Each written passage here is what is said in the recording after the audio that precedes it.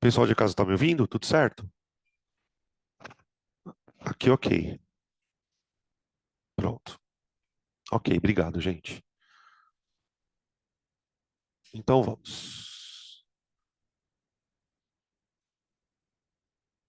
Tá aí. Bom, gente, a nossa segunda aula de química da semana é, vai começar com a parte de atomística. Peraí que a câmera ainda não tá vindo para mim. Isso vem. Ué, por que que ela não quer vir? Peraí. Aqui.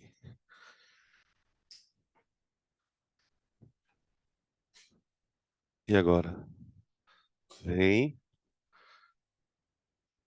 O que está acontecendo?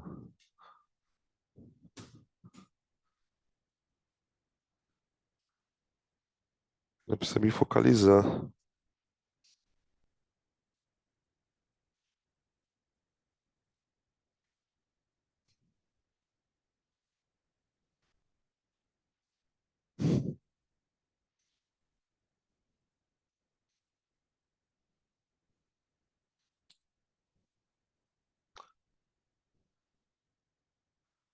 Agora acho que vai.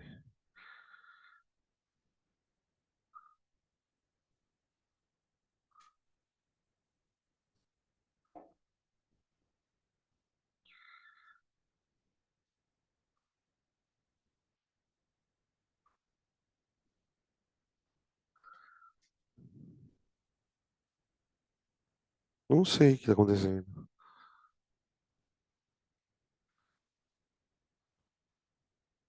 Ah, tá.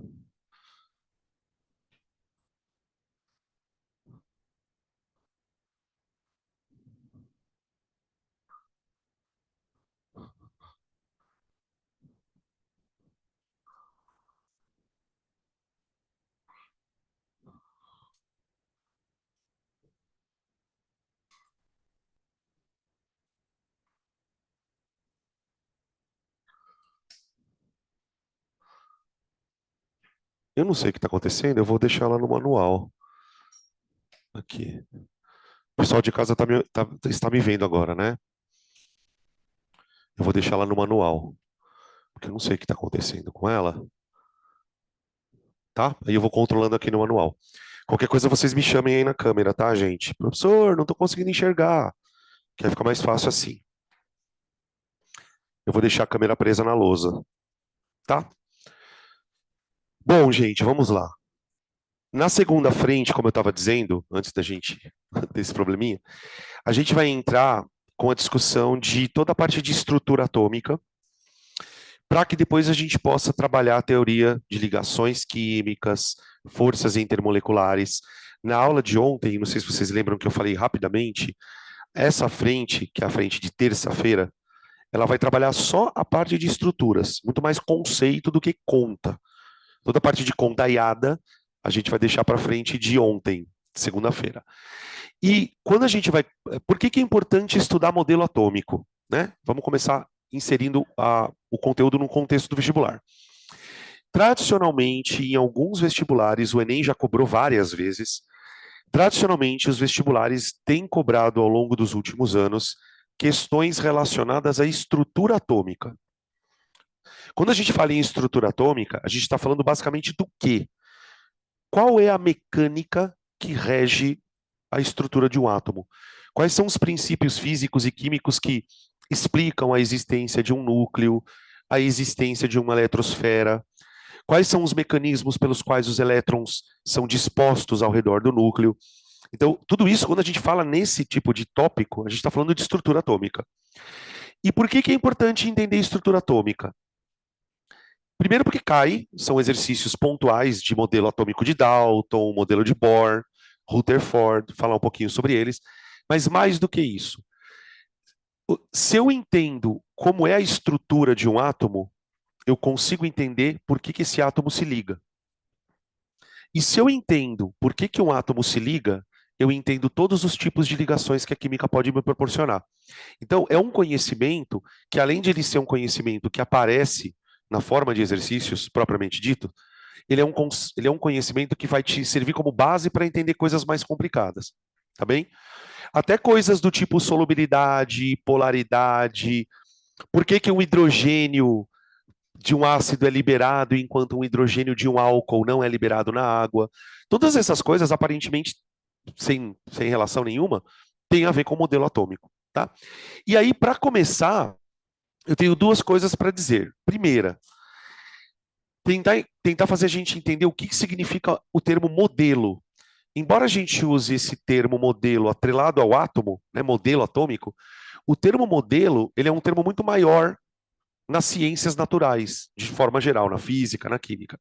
O que que a gente entende com o termo modelo? O modelo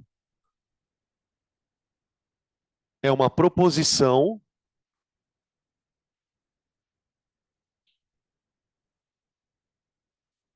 acerca, não, uma proposição teórica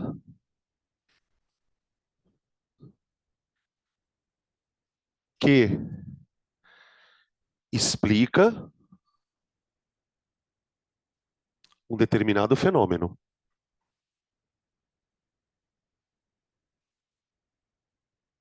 Do fenômeno.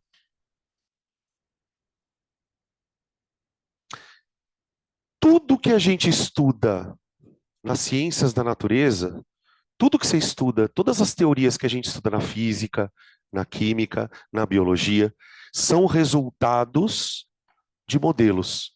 São resultados de explicações ou proposições, né, teóricas que vão tentar investigar um fenômeno. No nosso contexto aqui, qual é o fenômeno que eu quero estudar? Eu quero entender sobre o átomo. Eu quero entender sobre a estrutura do átomo. Eu quero entender qual é a mecânica que rege aquelas partículas. Então, o meu fenômeno é esse. Para isso, a física e a química, ao longo dos anos, eu posso dizer até, sobretudo do século XIX para o século XX, a física vem propondo teorias sobre o funcionamento do átomo. Ah, mas professor, a gente vai estudar todas as teorias? Não. A gente não estuda todas as teorias e também não estudamos as teorias completamente. O que a gente faz é uma linha do tempo apresentando algumas teorias que, de forma direta ou indireta, contribuíram para o que a gente entende como átomo. Então, por exemplo, dentro do cursinho, a gente considera o átomo como sendo uma partícula composta por núcleo, eletrosfera, prótons, nêutrons e elétrons. Só que para a gente chegar nesse contexto, várias teorias foram sendo propostas ao longo do tempo. Né? Não aconteceu assim um belo dia, alguém acordou e imaginou a estrutura que a gente tem do átomo hoje. Esse conhecimento ele foi sendo montado. E o que, que o vestibular quer que você conheça sobre esse assunto? Quais são os pontos mais importantes dos modelos que a gente usa para poder explicar o átomo? Então, a nossa proposta aqui, vamos escrever aqui, ó, proposta. Linha do tempo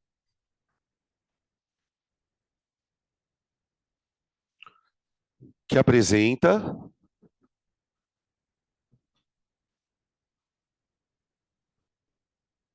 os modelos mais relevantes, os modelos mais relevantes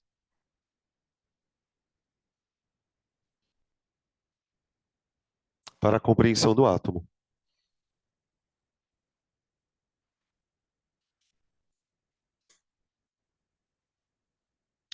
Do átomo, tá? Um outro ponto importante, gente, quando a gente estuda este assunto, que ele é um assunto bem conceitual, tá? Você não tem nenhum raciocínio matemático, nada assim muito elaborado do ponto de vista matemático, mas os conceitos eles são bem complicados. Para que a ciência construa um modelo, ou seja, para que a ciência consiga chegar no ponto de montar uma teoria para explicar um determinado fenômeno, existem etapas dentro da pesquisa científica que precisam ser seguidas. E uma das coisas que a ciência se orgulha muito, e com razão, é de que a ciência é uma área de conhecimento que depende de provas, comprovações. Então, qualquer proposição que você faça na física, na química, na biologia, só vai ser aceita pela comunidade científica se aquilo tiver alguma maneira de ser provado. Eu vou dar um exemplo muito que eu gosto muito de citar, que é o exemplo da física. A física moderna, a física de maneira geral, ela tem basicamente três teorias gigantescas para explicar o universo. A teoria do Newton, que é essa que a gente estuda aqui, né, do força igual a massa vezes aceleração, né? E paralelamente à teoria do Newton, a gente tem a teoria da relatividade e tem uma outra teoria da física chamada teoria da mecânica quântica, ok? Você já deve ter ouvido falar esses termos, né? Relatividade, mecânica quântica.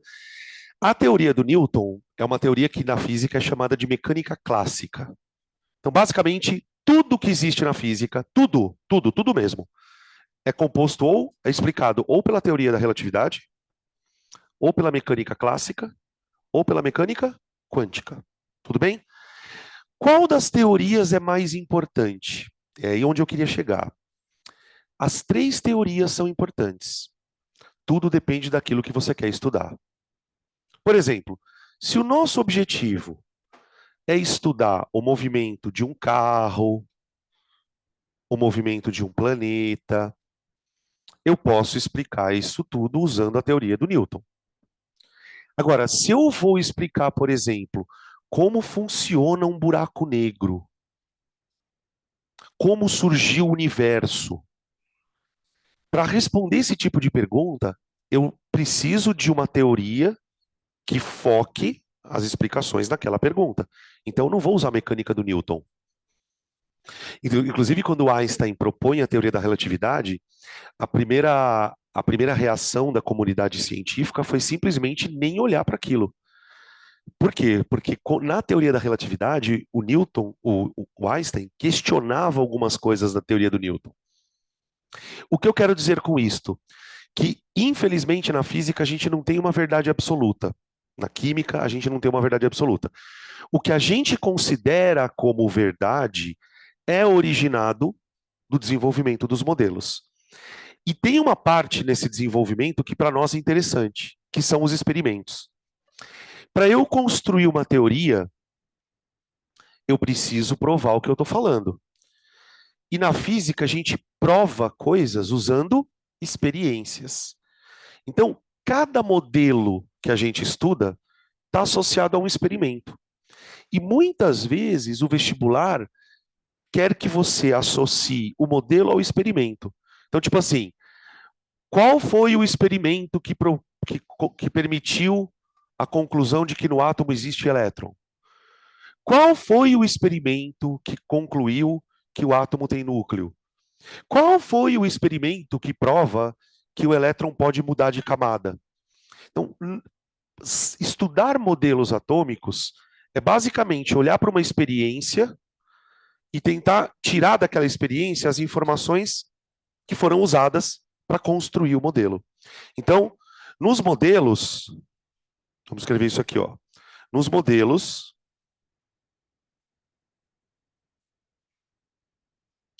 a veracidade de uma hipótese,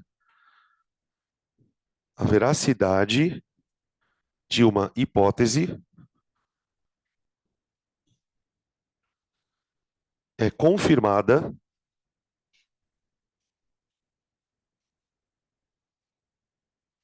a partir de experimentos.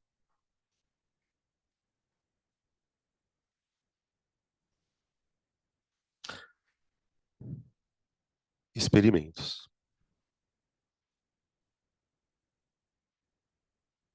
Sobre a teoria do Einstein, né, que eu estava falando agora há pouco, o Einstein propõe a teoria da relatividade por volta de 1905. 1905 é um ano muito famoso na física, porque foi o ano em que o Einstein publicou 3 artigos. E os 3 artigos são os artigos mais importantes da vida dele. Tudo isso nesse ano.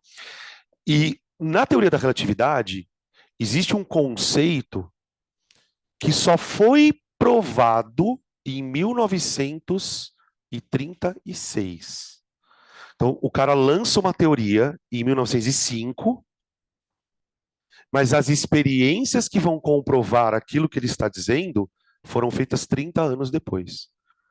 Enquanto essas experiências não eram feitas, toda aquela teoria da relatividade, do espaço-tempo e os caralho, era tudo uma hipótese. A hora que o Einstein foi lá e provou, olha, isso aqui prova o que eu estou falando assim, assim, assim, assim, aí a teoria passa a ser considerada. Então, quando a gente estuda modelo atômico, qual é a dica? Que é o que a gente vai tentar fazer aqui nas aulas, né? Vamos tentar nos concentrar de forma bem assim, com bastante foco, nos experimentos. O que cada experimento me traz de conclusão para que eu consiga montar um modelo atômico.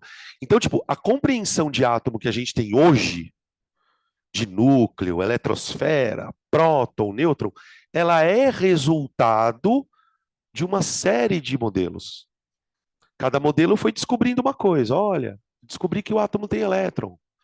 Olha, eu descobri que o átomo tem núcleo. Olha, eu descobri que o átomo é cheio de espaço vazio. Então, o que a gente tem hoje, na verdade, é uma espécie de junção, de amálgama mesmo, de vários modelos, tá? Quais são os pontos importantes, né? Quais são esses modelos que a gente precisa falar? Então, vamos colocar aqui, modelos. O primeiro modelo que a gente cita, que tem relevância na química, é o modelo proposto por um cara chamado John Dalton, tá? O Dalton, ele não era só químico, ele tinha uma série de atividades, o cara tinha até estudos da medicina, né? Isso é uma coisa curiosa. Até mais ou menos o século XVIII, XIX, pessoal, até o começo do século XVIII, XIX ali, final do XVIII, começo do XIX,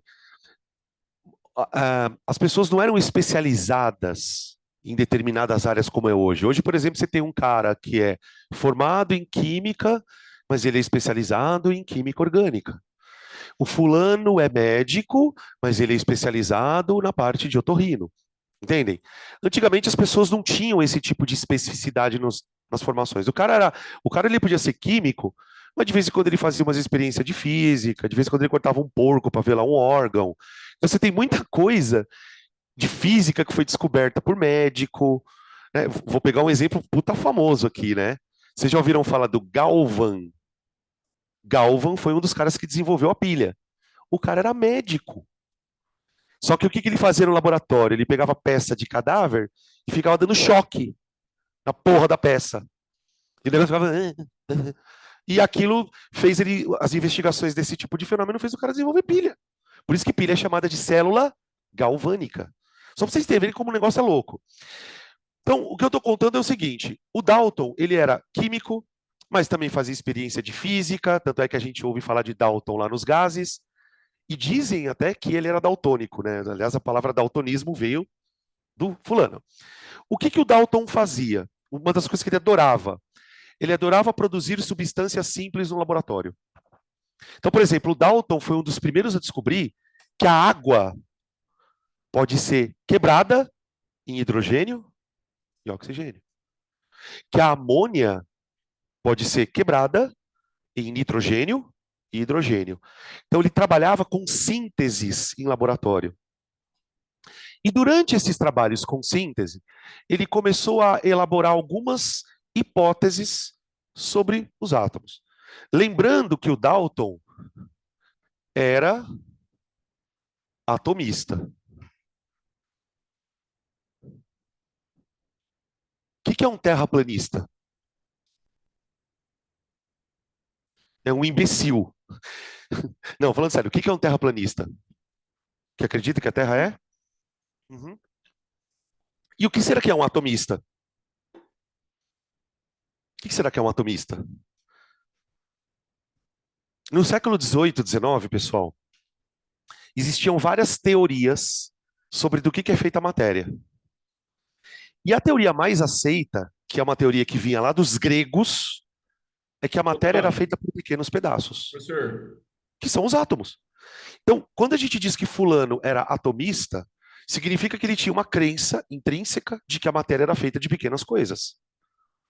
Então, para o Dalton, estudar a matéria era tentar entender um pouco sobre esses átomos. Fazendo as experiências no laboratório, ele começou a perceber alguns comportamentos na hora de produzir as substâncias, ele começou a perceber alguns padrões e ele começou a chegar a algumas conclusões sobre como possivelmente seria o átomo.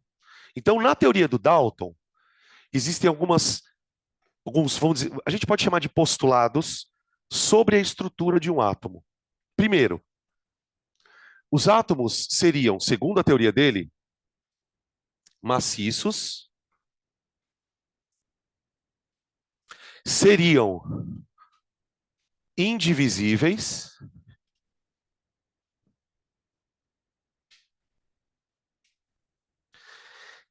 seriam permanentes.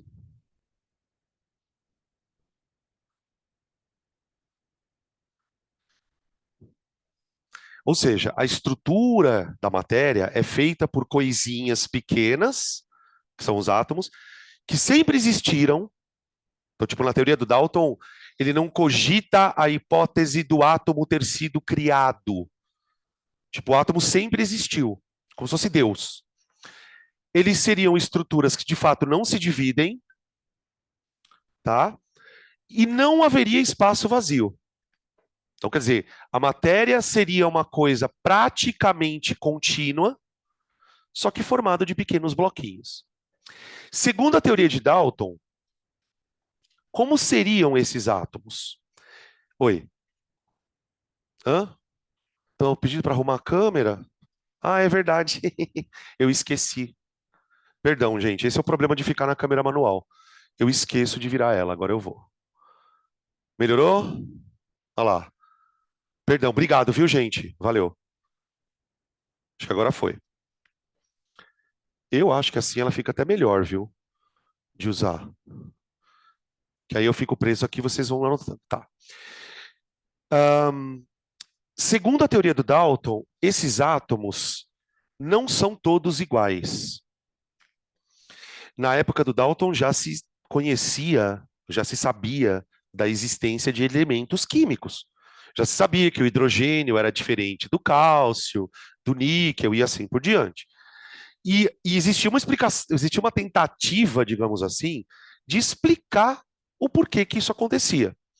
A proposta do Dalton foi dizer assim, olha, na verdade, o que acontece é o seguinte, os átomos, eles são estruturas que têm tamanhos diferentes, então você pode ter átomos maiores ou menores, e as massas dos átomos também seriam diferentes.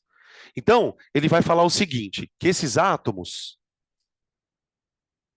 segundo a teoria dele, seriam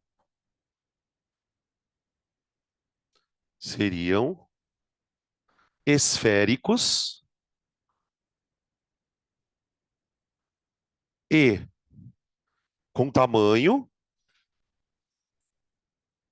opa, e com tamanho e massa distintos de acordo com o elemento.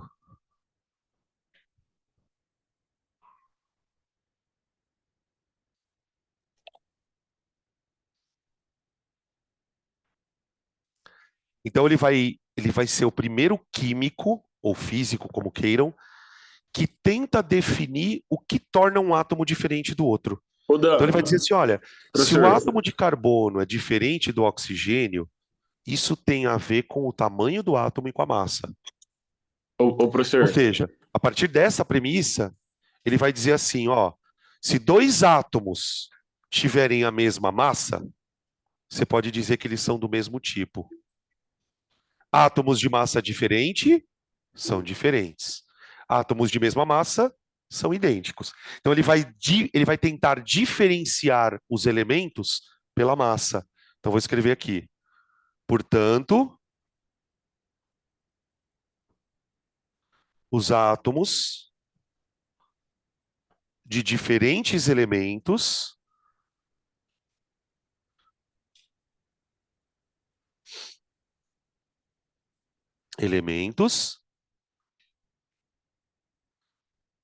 são diferenciados pela sua massa.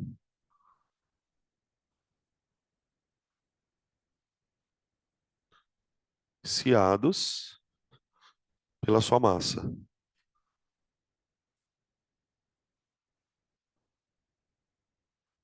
Pela sua massa. Tá aí. Beleza. O quarto postulado do Dalton é o mais famoso deles. Tanto é que ele vira depois uma lei que a gente usa lá no cálculo estequiométrico, que é a lei de Dalton. Lembra que eu falei para vocês que o Dalton ele trabalhava com síntese de coisas, né? E aí o que acontecia? Conforme ele ia para o laboratório fazer uma experiência, e nessa experiência ele precisava, por exemplo, combinar duas substâncias, ele repetindo as experiências uma série de vezes, ele começou a perceber que na hora de combinar substâncias, existia uma espécie de regra. Vou explicar para vocês melhor. Ele diz assim, ó, numa reação química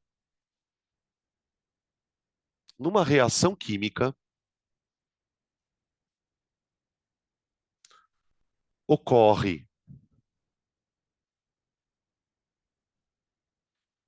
recombinação. Peraí, deixa eu virar a câmera antes que eu esqueça. Aqui. Numa reação química. Peraí, opa. Aqui. Uma reação química ocorre rearranjos entre os átomos.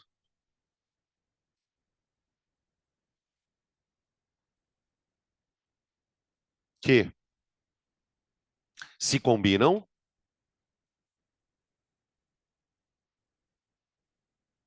segundo uma proporção fixa.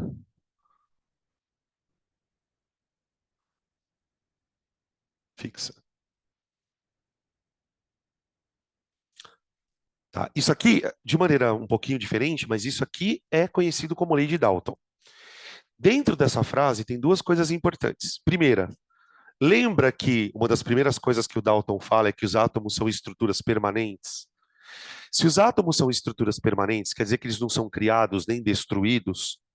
Como é que ele explica as reações que ocorrem na natureza? Ele vai dizer que essas reações não são átomos desaparecendo nem aparecendo. São átomos apenas se recombinando. Aquela história de que na natureza nada se perde, nada se cria, tudo se transforma. Ele vai propor que transformação nada mais é do que você recombinar átomos. Então eu tenho lá ácido com base. Os átomos estão organizados, formando um ácido e uma base. A hora que eu misturo, ocorre uma reação e eu tenho sal e água. Então, isso ele vai propor que é uma reação, que é uma recombinação. E mais, aí vem a segunda parte. Quando esses átomos se recombinam, eles se recombinam de acordo com uma proporção. Vou mostrar para vocês um exemplo. Imagina que eu queira produzir amônia no laboratório. Amônia.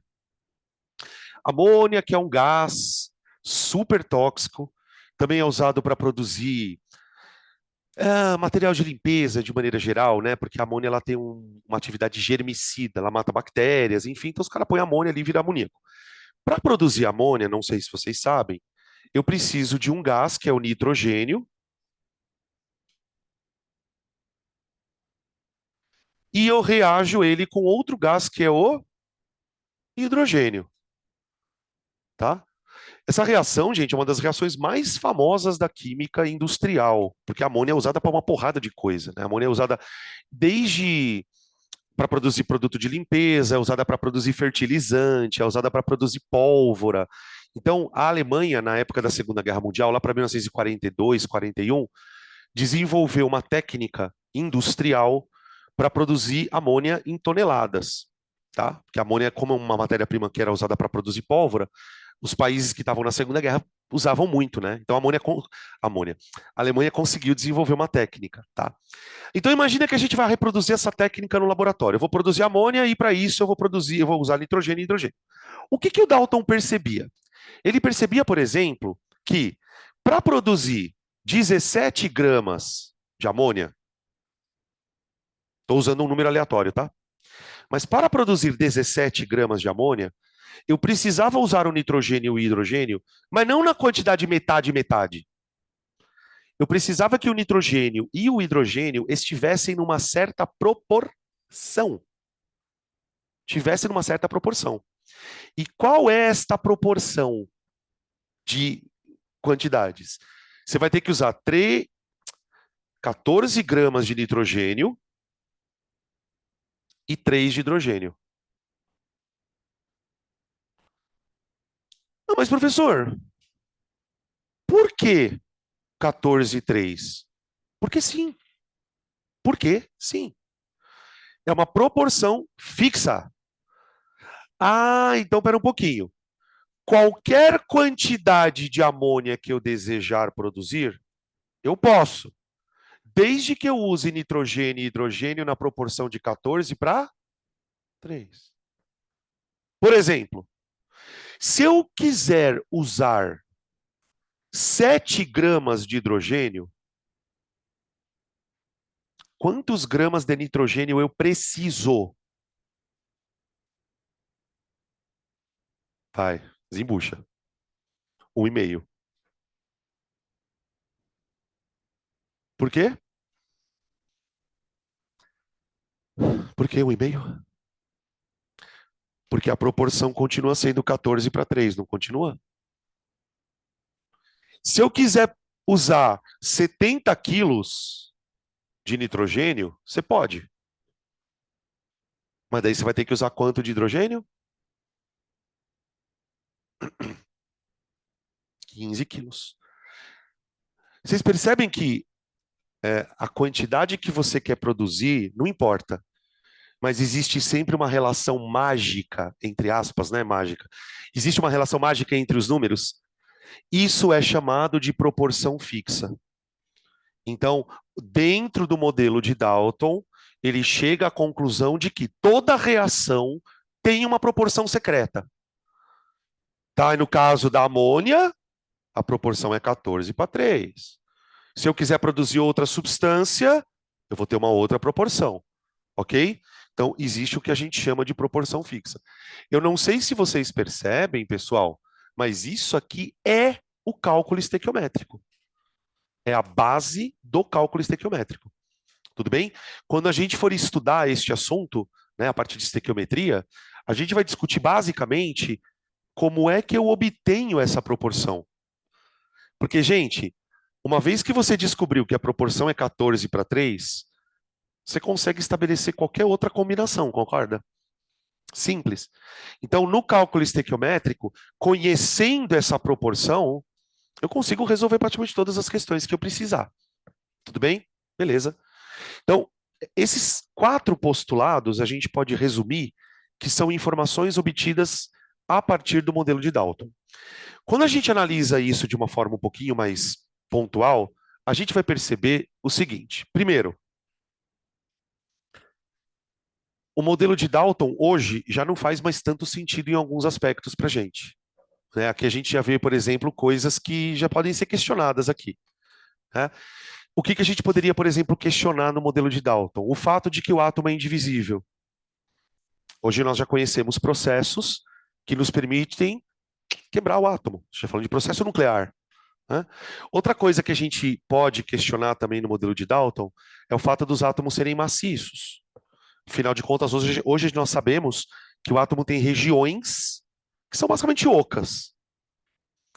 Outra coisa que a gente pode olhar também no modelo de Dalton com uma certa ressalva é o fato dele ter criado uma forma de diferenciar os átomos pela massa. Hoje nós sabemos que o que diferencia o átomo não é a massa. Tá? Agora, o que tem de relevante no modelo é a história da proporção. E aí você olha para esse modelo e diz assim, tá, mas o que ele fala sobre a estrutura do átomo? Nada. Nada. O modelo de Dalton, ele é considerado um modelo, veja, bem, entre muitas aspas, limitado. Por quê? Porque ele não fala em próton, nêutron, elétron. Aliás, o Dalton nem entendia direito o conceito de carga elétrica. Nós estamos falando aqui de um momento em que a gente não sabia direito como funcionava a eletricidade. Então, o que a gente poderia, vamos dizer assim, já aproveitar do modelo de Dalton é a ideia de enxergar uma reação como uma recombinação e que esses átomos se recombinam a partir de uma proporção fixa, tá? Isso aqui é chamado de lei das proporções de Dalton. Tudo bem? Beleza.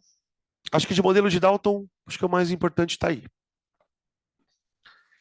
Tá? Aí a gente vai dar um salto de alguns anos. A gente vai do final do século XVIII para o final do século XIX, já entrando por volta de meados de 1880, 1890, e trazer o segundo modelo atômico mais importante, que é o modelo de Thomson. Então, deixa eu virar aqui a câmera. Aí. Aí. Aqui.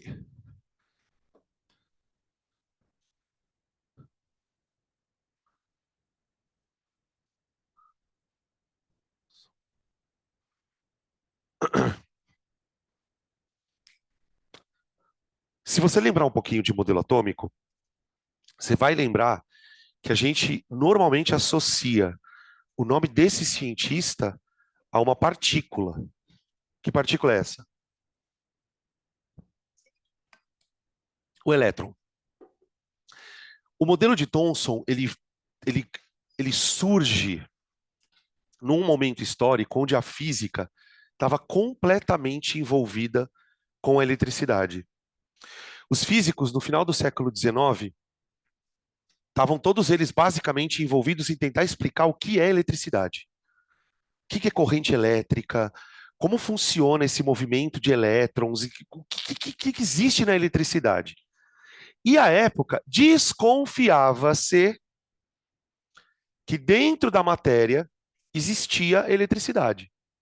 Mas ninguém até então tinha conseguido provar que a eletricidade era um fenômeno da matéria.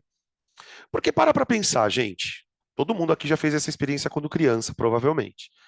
Sabe aquela experiência que a gente faz de pegar uma régua, esfregar no cabelo, depois aproximar de papel e o papel gruda na régua? Vocês já fizeram essa experiência? É uma experiência de eletricidade estática. Eu pego um objeto, uma régua, por exemplo, de plástico, esfrego no meu cabelo, e esse movimento de esfregar eletriza a régua, e a partir do momento que a régua está eletrizada, se eu encostar essa régua num outro objeto, ela pode atrair. Esse tipo de experiência, acreditem, em 1890, ninguém conseguia explicar. Como que isso é possível, eletrizar uma coisa? Você tinha várias teorias para tentar explicar de onde vinha a tal da eletricidade. O Thomson e outros químicos da época estavam convictos de que essa eletricidade estava dentro do átomo. Que provavelmente esse tal desse átomo teria eletricidade guardada dentro de si. Então o Thomson propõe uma experiência onde ele vai detectar isto. Então o modelo de Thomson, ele detecta detecção de uma partícula subatômica. Então, aqui já começam a surgir outros termos, né? Por exemplo, o termo subatômico. A gente vai usar esse termo, a partir do modelo de Thomson, para se referir a coisas que são menores do que o átomo. Porque até então, o que era menor era o átomo. Não tinha nada menor que o átomo. O átomo era maciço. O Thomson, ele vai detectar uma coisa menor que o átomo. E como ele detecta isso? Porque ele consegue detectar duas coisas. Ele consegue detectar a massa dessa partícula e a carga dela. Foi a primeira vez na física barra química em que uma carga é detectada. Ele usa um aparelho, depois eu vou explicar como funciona esse aparelho, e esse aparelho é sensível a cargas elétricas. Então, tudo que passar dentro do aparelho e tiver a carga elétrica, ele vai detectar. Então, detecção de uma partícula subatômica com massa e carga elétrica. Tá? Como foi a primeira partícula a ser descoberta com carga, obviamente a física batizou-a de elétron, tá? Elétron, elétron. Por isso que a gente associa ao Thomson, eu não gosto muito desse termo, né, porque parece coisa de história. A descoberta do elétron, é que nem aquela história de que o Brasil foi descoberto, né? Não foi descoberto, foi encontrado. A mesma coisa aqui. O elétron estava lá, sempre existiu. A questão é que o Thomson conseguiu montar um experimento onde ele detectasse esse elétron. Esse experimento ele ficou bem famoso na química. Então, volta e meia ele aparece em vestibular. O experimento, vamos colocar aqui o nome dele, do experimento. O experimento ele usou um aparelho, né, que na época era super estudado pelos físicos, chamado de ampola de Crookes. Na verdade, não é Crookes do Crookes, né? É Crookes, sei lá como é que fala. Ampola de Crookes. Você provavelmente já viu uma ampola de Crookes. Até se bobear, já deve ter até usado uma ampola de Crookes na sua vida. Sabe aquelas televisões antigas, pesadas para caralho, tipo, que tinha um tubo na parte de trás? Se você já viu essas televisões, né, que são bem antigonas, a tela ela era meio assim, ó, acinzentada, né, a tela, e a televisão era super pesada. Aquele tubo que fica atrás da televisão é uma ampola de Crookes evoluída. Como que funcionava a ampola de Crookes na época? A ampola era assim, ó, gente. Era uma garrafa. Se você procurar na internet, você vai encontrar vários formatos de ampola. Tem umas ampolas que parecem realmente um, um copinho assim, elas são cilíndricas. Tem umas ampolas que são mais ovais, tá? Tem vários tipos. Eu vou desenhar uma aqui. Isso aqui era mais ou menos a ampola que o cara usava. Era assim, ó. Aqui, e aqui, e aqui. Só fechar aqui e trazer para cá. Pronto. O pessoal de casa está enxergando, né? Ó, deixa eu explicar como funciona. Isso aqui é um tubo de vidro, tá? Esse tubo ele está bem fechado. Dentro do tubo existem duas placas metálicas. Tá vendo aqui uma plaquinha pequenininha, ó, e aqui uma outra plaquinha, tá? E essas duas placas, elas são ligadas numa espécie de tomada, num gerador. Então vou colocar aqui um gerador. Gerador. Para quem não sabe o que é um gerador, gente, pensa que o gerador é como se fosse uma pilha.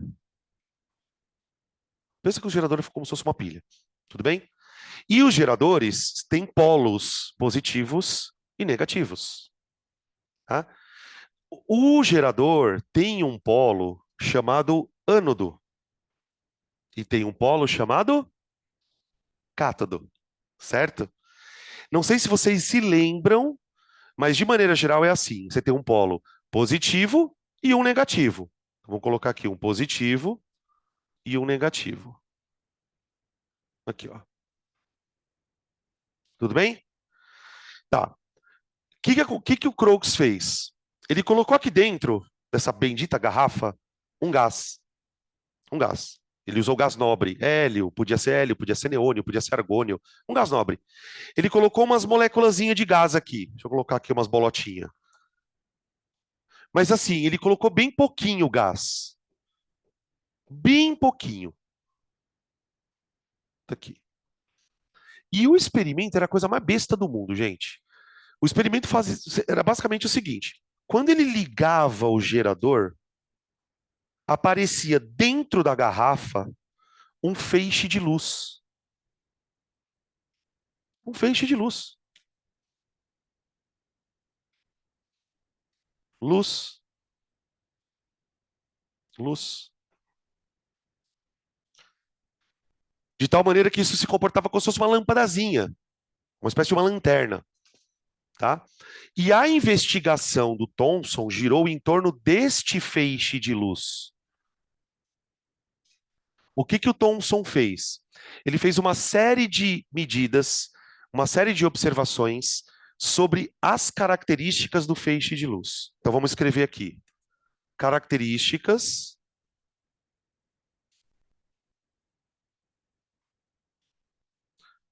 do feixe de luz. Ele percebeu duas coisas nesse feixe de luz. Primeira, aquilo que ele julgava até então que era luz, não era necessariamente apenas luz. O que o desgraçado fez?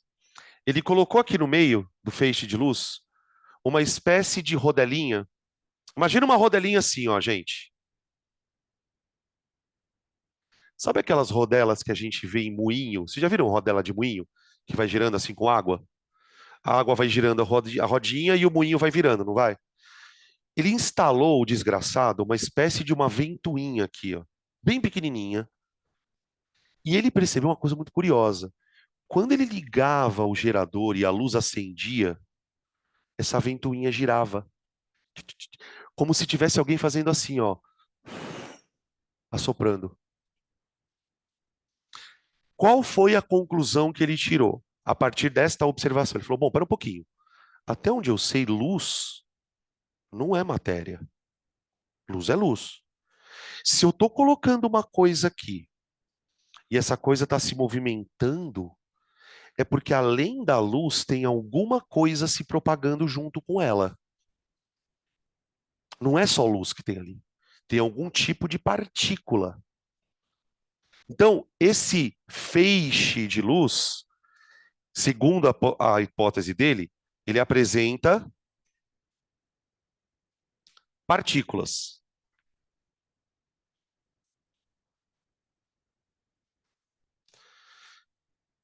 Além de apresentar partículas, além de ter massa, né, porque afinal de contas ele faz o aparelhinho girar aqui dentro, ele percebeu uma outra coisa.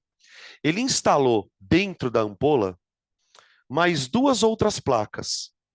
Uma placa aqui em cima, ó, e uma outra placa aqui embaixo. De tal maneira que essas duas placas aqui, que estão nessa posição, também estão eletrizadas. Também estão eletrizadas. Imaginemos, por exemplo, que na placa de cima a carga seja positiva e na placa de baixo a carga seja negativa. O que o Thomson percebe? Que quando o feixe de luz adentra a região das duas placas, automaticamente esse feixe de luz sofre um desvio. E, curiosamente, o desvio é sempre direcionado para a placa positiva. Então, imaginem a situação de você ver um feixe de luz, tipo raio laser, adentrar uma região e, ao adentrar essa região, sofrer um entortamento. Seria uma coisa assim, ó. Ó. Então, a gente tem aqui partículas com carga negativa. Com carga negativa. Tá? Então, ó, informações muito importantes para você vincular para depois resolver questões. O modelo de Thomson, ele propõe a existência de partículas com carga elétrica. Isso é a grande novidade. A novidade de Dalton para Thomson é que agora a gente passa a enxergar, primeiro, o átomo como sendo uma coisa que não é a menor coisa do universo, quer dizer, tem coisa menor que o átomo, bem.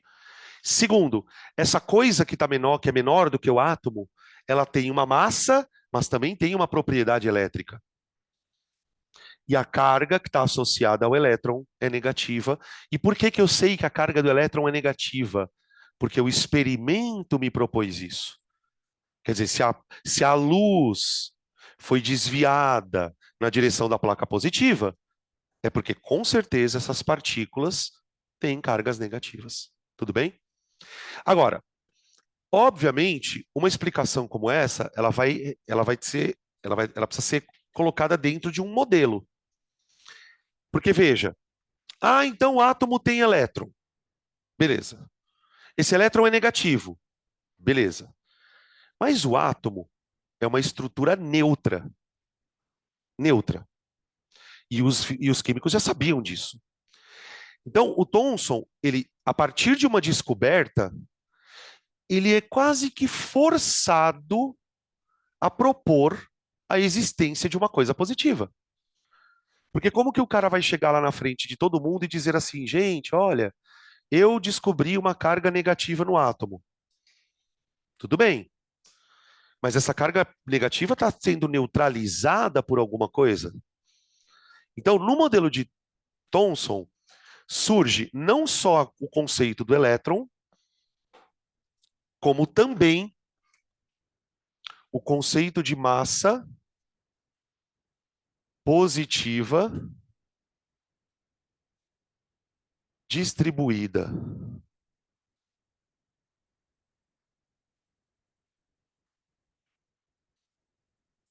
É daqui que a gente usa aquela analogia, né, do pudim de passas.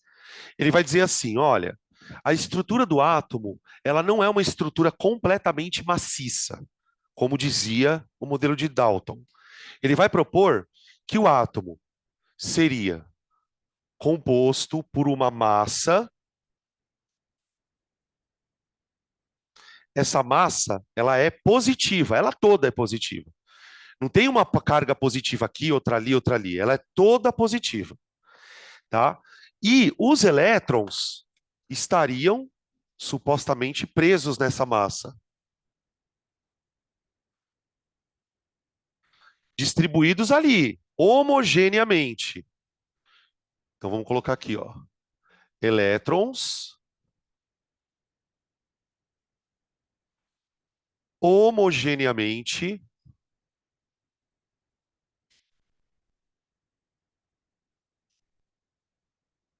distribuídos.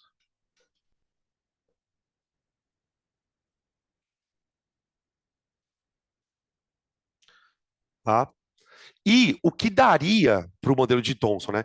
O que daria a neutralidade para esses elétrons seriam essa outra massa aqui. Isso aqui é uma massa, entre aspas, positivamente carregada.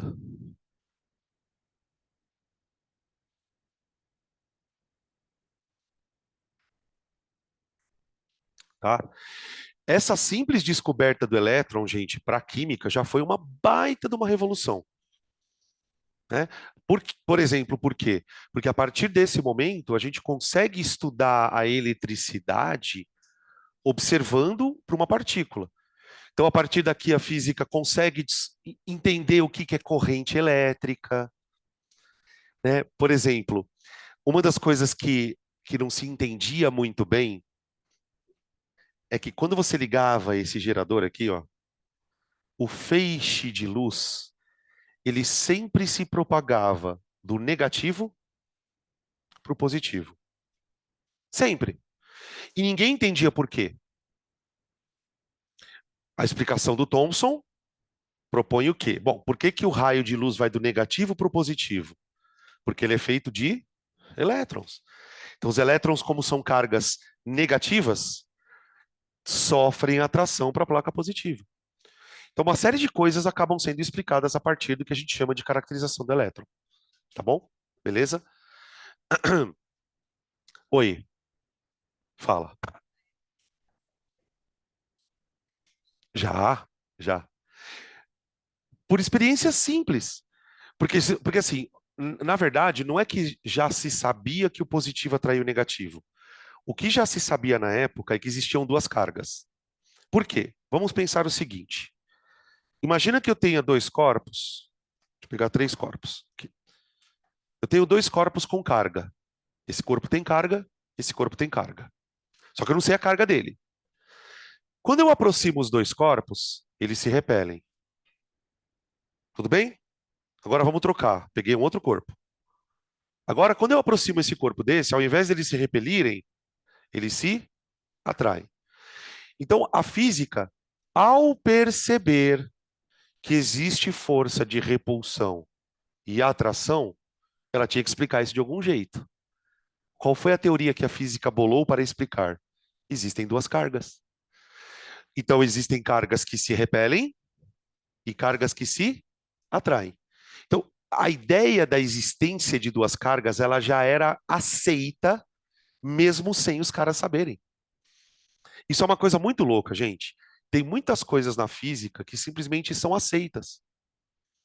Ah, mas como é que você prova? Não é, porque a partir do momento que você considera isso, a tua teoria funciona bem. Então, a questão é, eu sei que tem carga de sinal diferente. Onde elas estão, quem são elas? É basicamente essa a ideia, tá? E aí nota o seguinte, tá, pessoal, em cima do que a Lídia perguntou.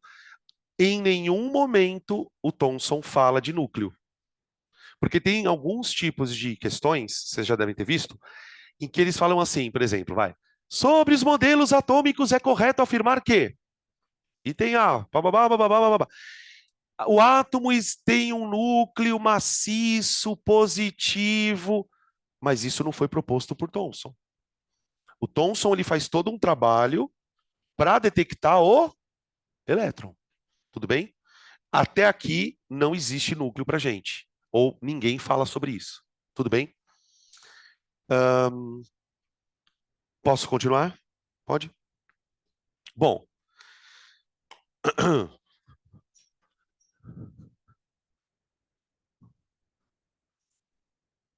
agora a gente vai para 1910, mais ou menos. Vamos pular aí uns 15 anos.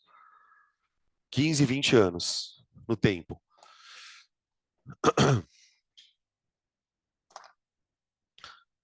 O modelo de Rutherford.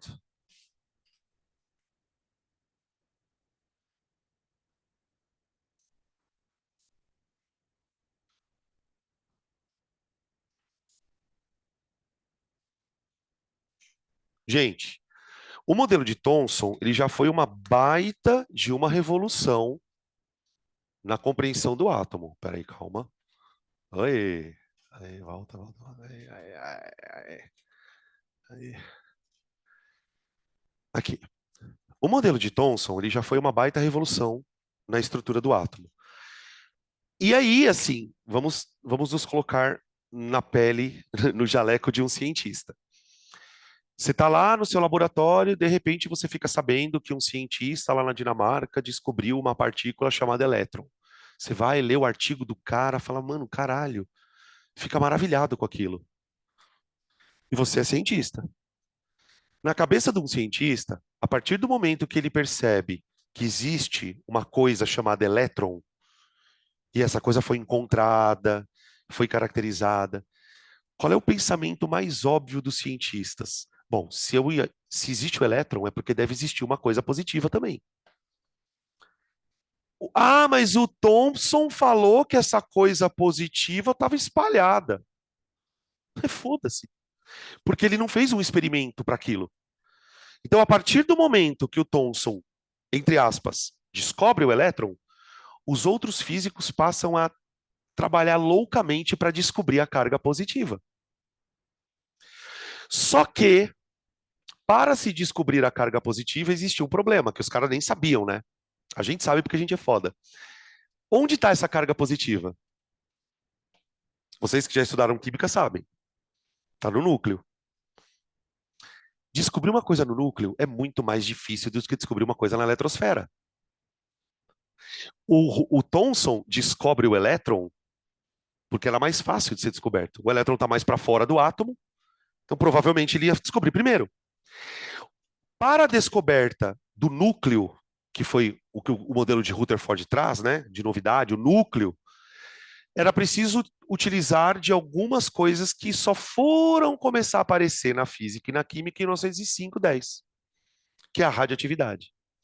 Então, no modelo de Rutherford, existem algumas coisas bem importantes. Primeira, o que ele traz de novidade, assim, para nós? Caracteriza o núcleo do átomo.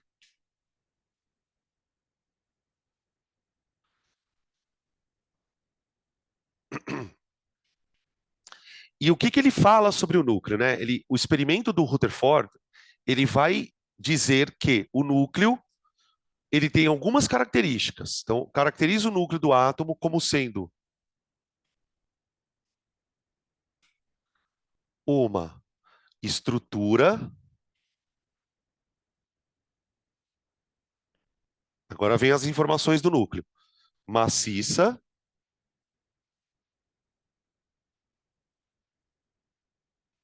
muito pequena,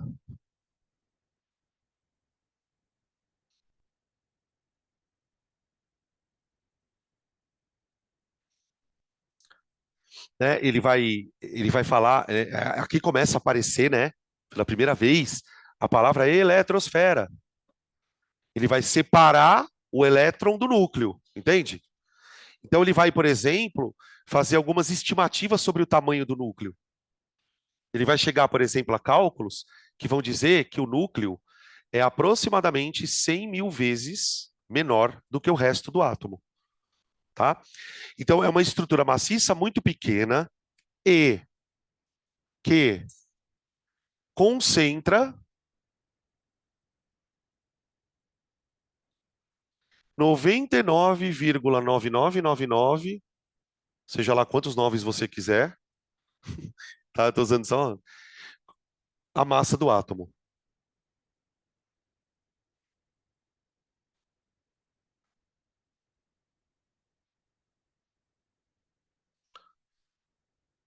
Então aqui surge uma grande novidade.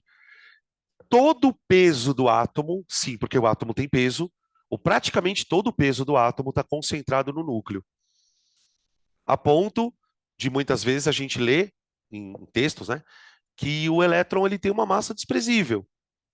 É uma massa desprezível comparada com a massa do restante do átomo, tá bom? Essa estrutura, segundo o Rutherford, seria uma estrutura centralizada no átomo. Tá? Como é que o cara descobre todo esse monte de coisa? Ah, e tem uma outra coisa aqui que eu esqueci, né? O núcleo do átomo como sendo uma estrutura maciça, muito pequena e que concentra a massa de 99% do átomo. Além de ser positivo. Vamos escrever aqui, né? Que essa é uma parte importante. Além de ser positivo.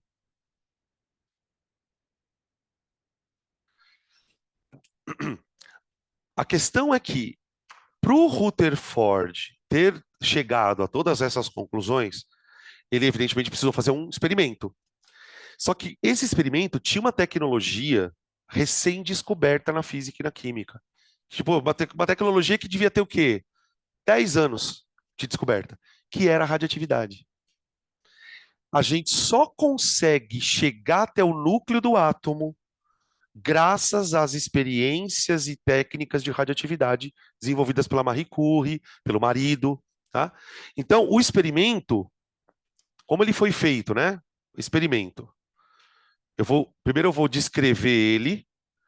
Desculpa, primeiro eu vou botar um resumo do que foi o experimento, depois a gente faz o desenho. Experimento. O que ele fez? Ele fez um bombardeamento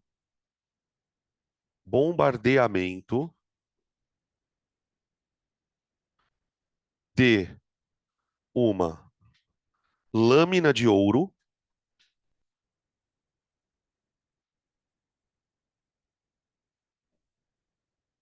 utilizando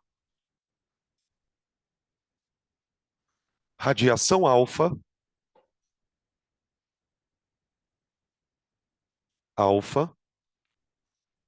proveniente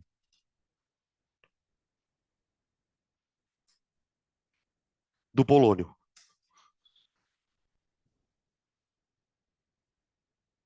Polônio, esse que havia sido recém-descoberto pela Curie, né? O polônio foi um elemento descoberto. E ele foi descoberto, sobretudo, pelo seu poder radioativo. Então, aqui nessa frase, gente, tem um monte de coisa para a gente explicar, né? Eu preciso me certificar de que todos vocês vão entender essa frase quando ela aparecer no exercício, né? O que significa bombardear uma lâmina de ouro utilizando radiação alfa proveniente do polônio? Segunda coisa, por que que esse experimento me fez concluir que o átomo tem núcleo? Então a gente precisa conectar essas ideias, tá bem?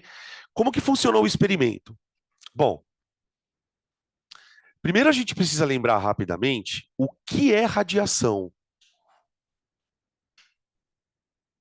Opa, vixe. O que que é radiação, gente? Ou a gente pode até usar um termo um pouquinho mais geral, vai. O que que é radioatividade? A radioatividade é um fenômeno que ocorre dentro do núcleo do átomo, que até então a gente não conhece, né? É um fenômeno que ocorre dentro do núcleo. E esse fenômeno, independente de onde ele ocorra, ele pode ocorrer de maneira natural, artificial, não importa. Mas ele tem uma característica muito importante. Na radioatividade, o núcleo de um átomo literalmente se esfacela. Na radioatividade, o núcleo de um átomo tem literalmente a capacidade de se quebrar.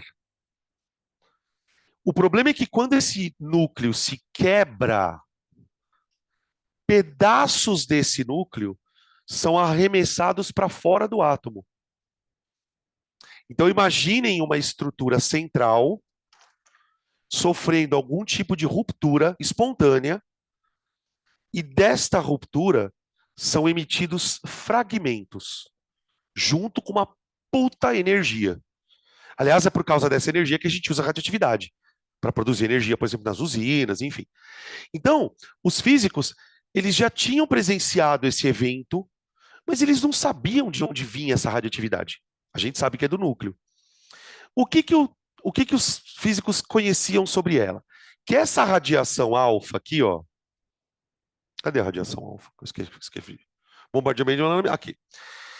A radiação alfa, ou o que a gente vai chamar hoje de partícula alfa, ela tem carga positiva. Ela é uma radiação positivamente carregada.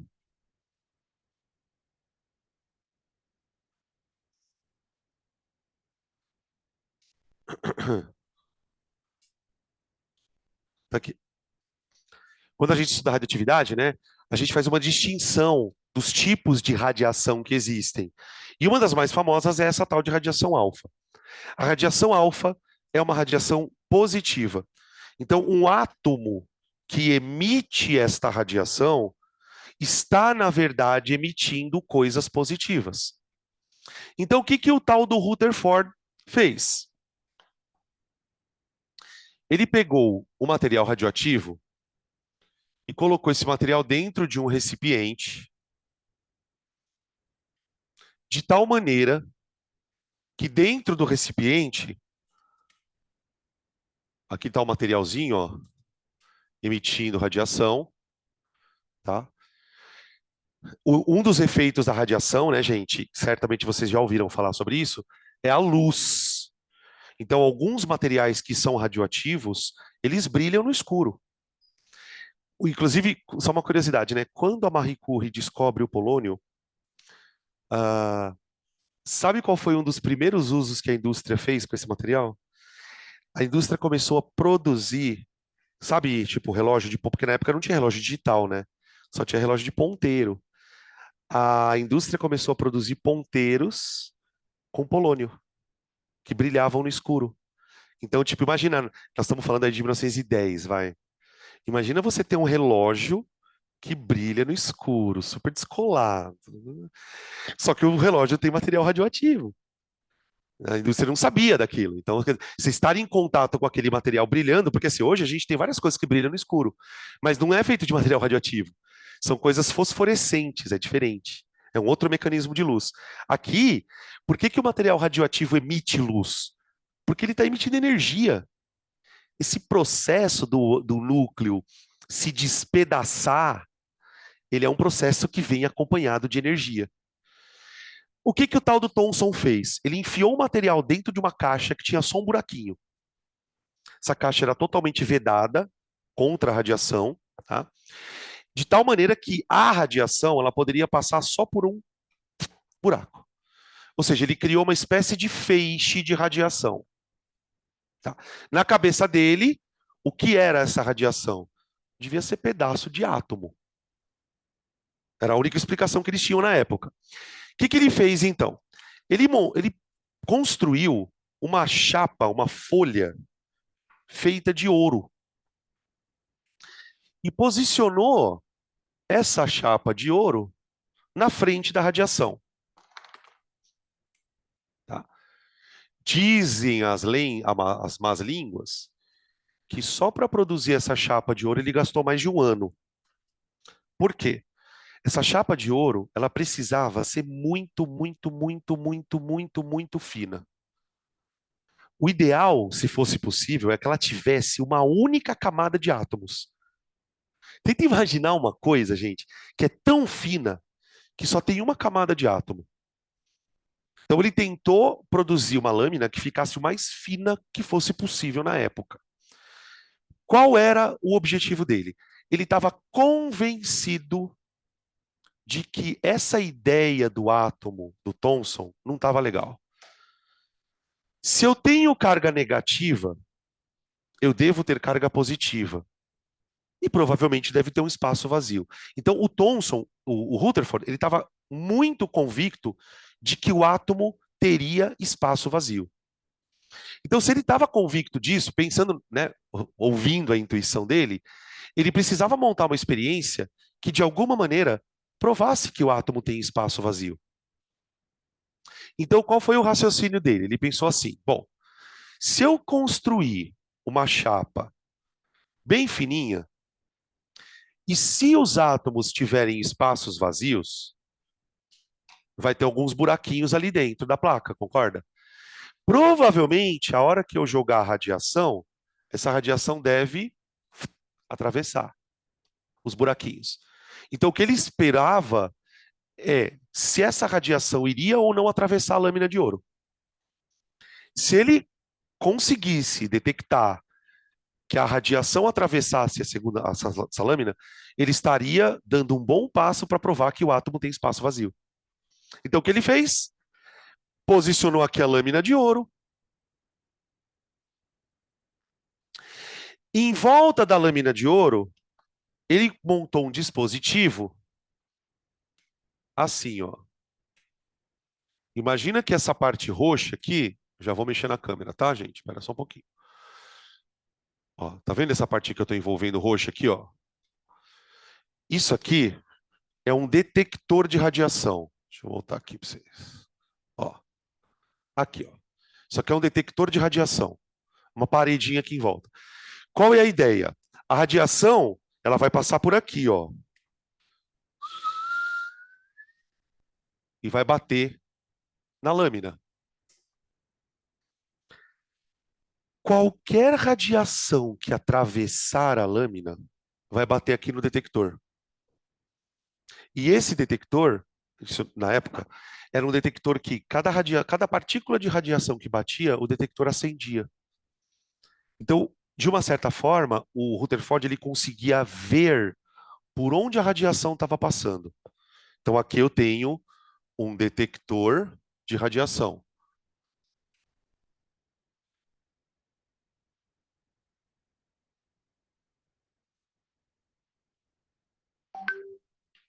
Bom, beleza.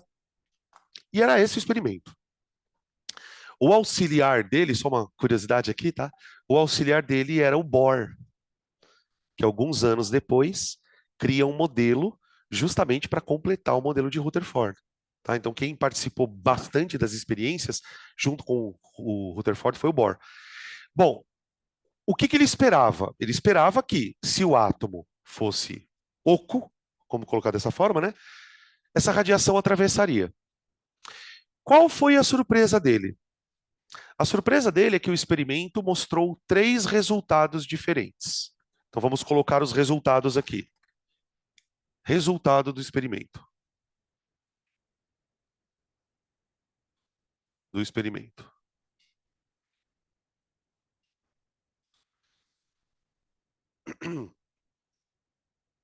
Bom, adivinha o que aconteceu? Ele percebeu que a maior parte da radiação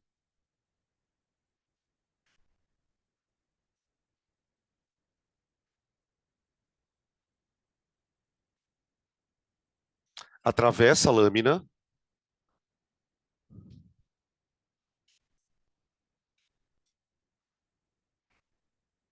sem sofrer desvios.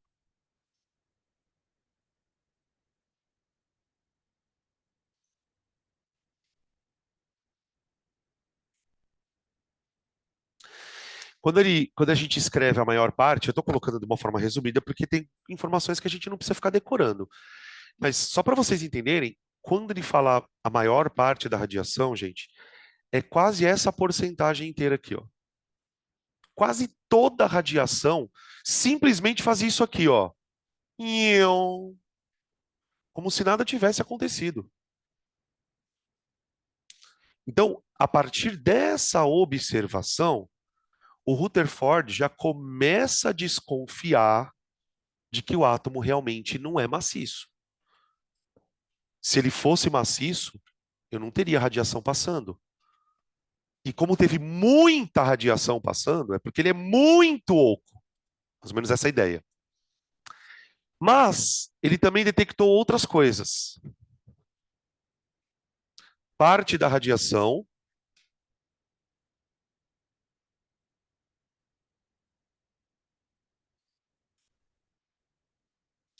sofre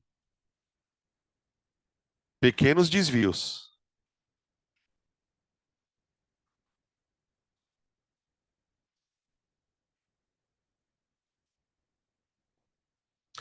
No experimento do Rutherford, ele percebeu que uma parte daquela radiação era detectada, por exemplo, aqui, ó, gente. Aqui embaixo, aqui em cima.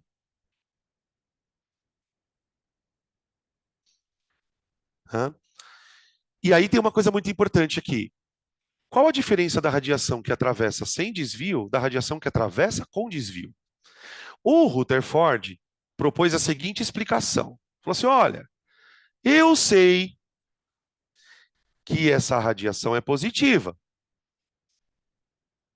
Se ela está sofrendo desvio, é porque pode ser que ela esteja passando perto de uma outra coisa que também é positiva.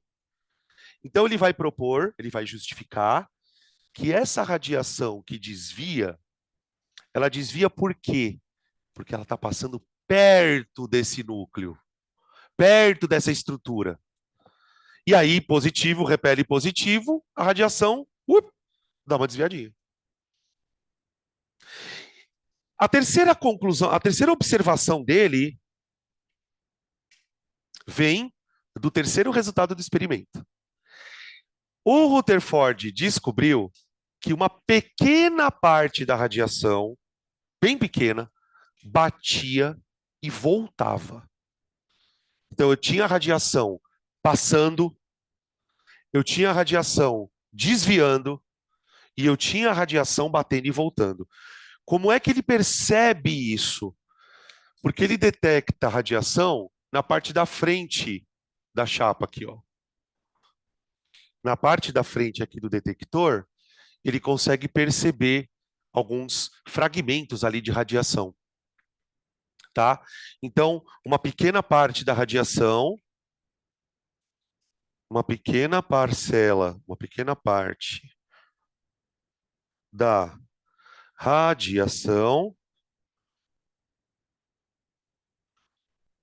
sofre reflexão total,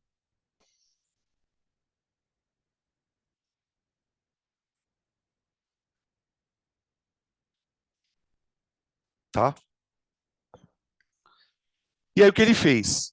Ele encaixou, literalmente, tá, gente? Esse é o termo mesmo, encaixou as ideias dele com o resultado dos experimentos. Então, para cada observação, ele vai fazer uma justificativa. Então, primeiro, por que que a maior parte da radiação atravessa sem sofrer desvio? Porque praticamente todo átomo é vazio. Como é que eu sei que existe uma estrutura positiva nesse átomo? Porque uma parte dessa radiação sofreu desvios. Então, provavelmente seria uma interação com esse tal núcleo. Como é que eu concluo que o núcleo é uma estrutura que tem muita massa? Como que o núcleo é uma estrutura que tem tanta massa? Como é que eu sei que o núcleo é tão pesado? Porque essa radiação bateu e voltou. Se essa radiação bateu e voltou, pessoal, é porque provavelmente ela bateu e voltou numa coisa que é muito pesada. É a mesma coisa que se você jogar uma bolinha de tênis na parede, ela vai bater e voltar. Então, a partir destas observações, a gente monta o que se chama, né, dentro desse contexto, de teoria nuclear. É a primeira vez que a gente admite. E isso aqui, pessoal, caiu como uma luva para quem estudava radioatividade. Porque a partir do momento que você considera que existe uma outra estrutura, que é o núcleo, eu consigo explicar de onde vem a radiação. Porque isso era uma coisa que os físicos não sabiam explicar ainda. A Marie Curie sabia mexer com radiação, mas não existia uma teoria para aquilo, tá? Beleza? Então isso aqui é chamado de modelo nuclear. Em alguns livros, a gente costuma associar o modelo de Rutherford ao modelo planetário, né? A gente fala em modelo planetário. O que que o Rutherford fala sobre essa questão, então, né? Vamos desenhar aqui o átomo. O átomo de Rutherford.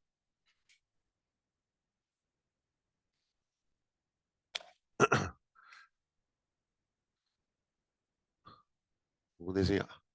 Então, para o Rutherford, o que é a estrutura de um átomo? A estrutura do átomo é formada por uma região central, que vai ser o nosso núcleo. Peraí. Aqui, ó. Aí, pronto. A região central, que vai ser o nosso núcleo, tá? Que é onde você tem praticamente toda a massa do átomo. E aí eu vou ter os elétronzinhos dispersos ao redor do núcleo. Então aqui, ó, vamos fazer uma legendinha. Elétrons, tá? Eu coloquei vários pontinhos aleatoriamente dispersos ao redor do núcleo, tá? Isso aqui é o núcleo,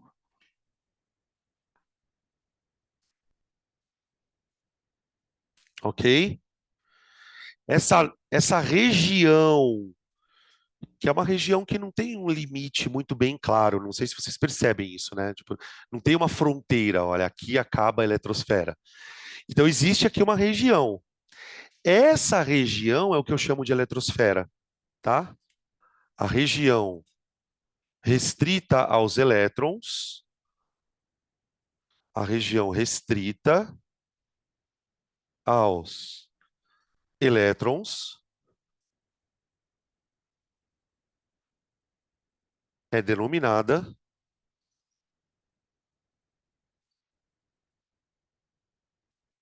eletrosfera.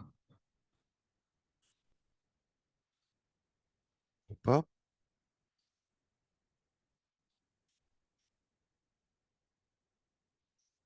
tá? Esse modelo ele surge, né, dentro da comunidade científica por volta de 1911, 1912. Tá? Como é que o Rutherford explica a existência dessa estrutura, né? Porque assim, como é que eu explico que que esse núcleo, que essa eletrosfera fica uma perto da outra? Ele vai usar o princípio da atração elétrica. Ele vai dizer assim, olha, esse núcleo, ele de fato é positivo. Além de ele ser um núcleo maçudo, né, tem uma massa muito grande, ele é uma coisa positiva. Os elétrons, por sua vez, são cargas negativas. Então, o que manteria, segundo a teoria do Rutherford, o que manteria a estrutura de átomo organizada, né, em núcleo, eletrosfera, seria basicamente a atração elétrica. Então, vamos escrever assim, ó, os elétrons são mantidos próximos ao núcleo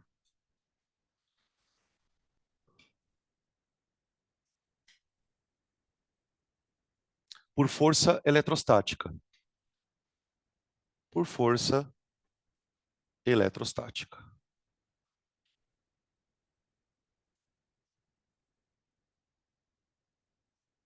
Tá? Ou seja, do tipo positivo atraindo negativo, sem problema nenhum.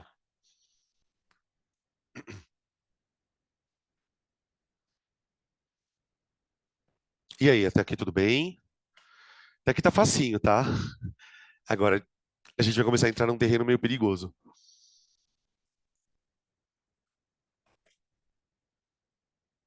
Ah, e antes que eu esqueça. Peraí. Gente, eu vou passar aqui a lista de chamada. Se o seu nome não tiver aqui, coloca ele atrás. Tem alguns alunos que não entraram no sistema ainda para a gente conferir, tá? Se o seu nome não tiver na lista, por favor.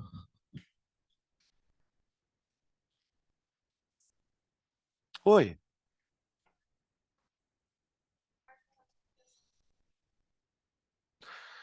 Sim. A explicação que eu vou te dar é a explicação do Rutherford. Ele vai dizer o seguinte: esse núcleo, ele supostamente é positivo. A radiação que eu estou jogando nele, ela também é positiva. Então, o que que o Rutherford acreditava que acontecia? Quando eu jogo a radiação, o que que pode acontecer com ela? Ela pode bater no núcleo e voltar, seria essa radiação aqui. Ela pode passar longe do núcleo, e quando ela passa longe do núcleo, ela atravessaria sem desvio nenhum, ou ela poderia passar bem próximo do núcleo. E é aí que aconteceria a situação.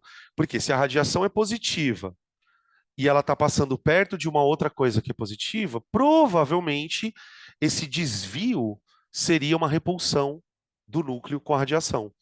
Então, eu vou colocar até aqui, ó, para deixar mais claro, parte da radiação sofria pequenos desvios. Você pode colocar assim, repulsão pelo núcleo,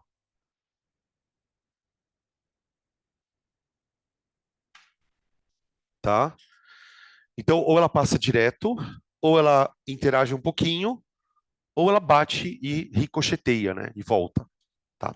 Beleza? Aí.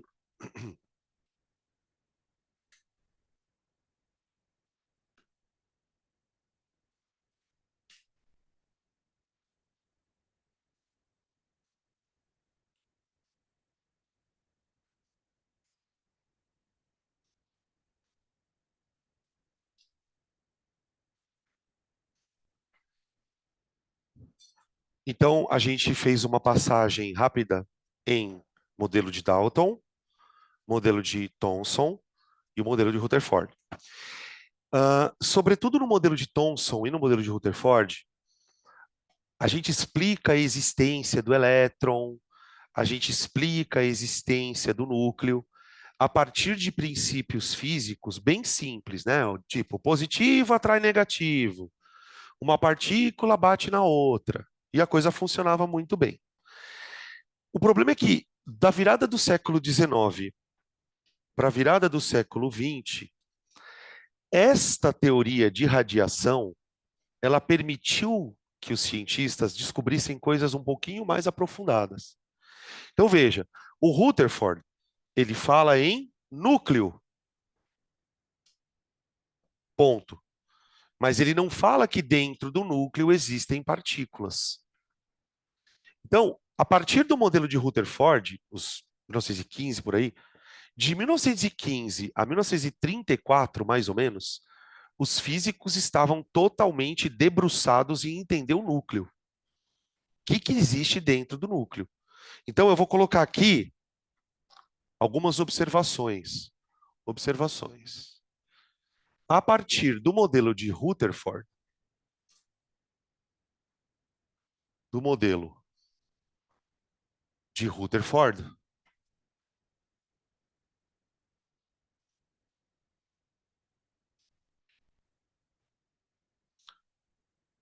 foram desenvolvidas teorias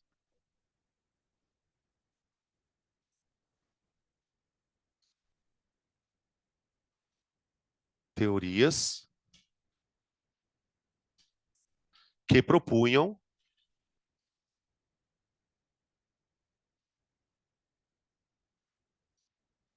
a existência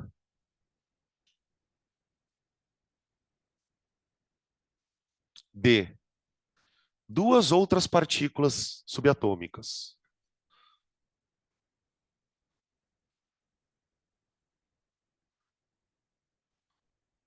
Subatômica.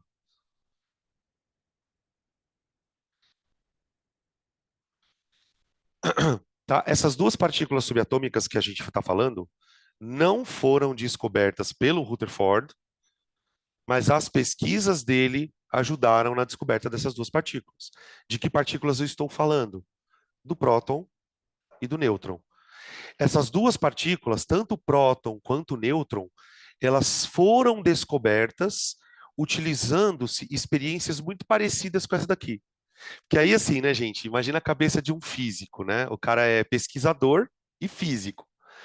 Então, quando os caras conseguem. Quando o experimento de Rutherford foi publicado, isso aqui causou um alvoroço na física. Por quê? Porque os físicos começaram a querer bombardear tudo. O bombardeamento de partículas, ele surge basicamente aqui no começo do século XV. Só para vocês terem uma noção, tá? O primeiro acelerador de partículas construído pelo homem é de 1932. Claro que não era nem de perto o que é hoje um acelerador de partícula. Mas os aceleradores de partículas são dispositivos criados para você simplesmente jogar uma coisa contra a outra. Para quê? Para que se joga uma coisa contra a outra? Para esperar essas coisas quebrarem e ver o que tem dentro. A ideia é essa. Então, esses experimentos, eles serviram para caracterizarem os prótons e os nêutrons. Espera aí, já vou. Já até sei o que é. Já vou, já vou. Aqui. Opa, é ao contrário, né, o animal? Aí, ó. Pronto. Agora foi. O que eles têm em comum? O que eles têm de diferente? Bom, os prótons são partículas nucleares e têm a carga oposta às do elétron. Carga positiva. Professor, eu tenho que saber o nome de quem descobriu o próton? Claro que não, gente, pelo amor de Deus. Tá? Claro que não. Os nêutrons são os prótons são partículas nucleares e são exatamente as partículas que dão a carga positiva para o núcleo. Então, só toma cuidado, tá, gente? Principalmente se você não está acostumado a estudar esse assunto, cuidado. Quem fala de núcleo é o Rutherford. Quem fala de próton é um outro cientista, é o que a gente chama de Chadwick, é um outro cara, tá? Beleza? E os nêutrons são partículas do núcleo e sem carga. Os nêutrons, gente, só uma curiosidade, eles foram a última partícula a ser descoberta. Né? Na ordem de cronologia, foi primeiro descobrimos o elétron, com os experimentos do Thomson, depois a gente descobre o próton, o núcleo, e por fim, os nêutrons. Tá? Isso aqui a gente já está falando de quase 1940. Tá? E por que esse momento é um momento importante para nós, aqui, estudando para vestibular? Porque a partir desse momento, a gente consegue considerar, digamos assim, o átomo como sendo um conjunto de três tipos de partículas. Então, aquela estrutura maciça, indivisível, ela não existe mais na nossa compreensão. O que existe é uma estrutura formada por coisas negativas, coisas positivas, coisas neutras, todas elas distribuídas em locais específicos. Então, a gente surge aqui, né? Surge então, o modelo clássico do átomo. O modelo clássico do átomo. Do átomo. Por que que nós chamamos esse modelo, né, de modelo de próton, nêutron e elétron, de modelo clássico? Porque todos os conceitos que eu uso para explicar esse modelo são conceitos da física do Newton. Então, por exemplo, eu explico que os elétrons estão próximos aos núcleos por conta de uma força. Essa força existe porque tenho cargas de sinais opostos. Tudo isso é uma física de Newton. Então, esse é o modelo clássico do átomo, composto por núcleo, eletrosfera,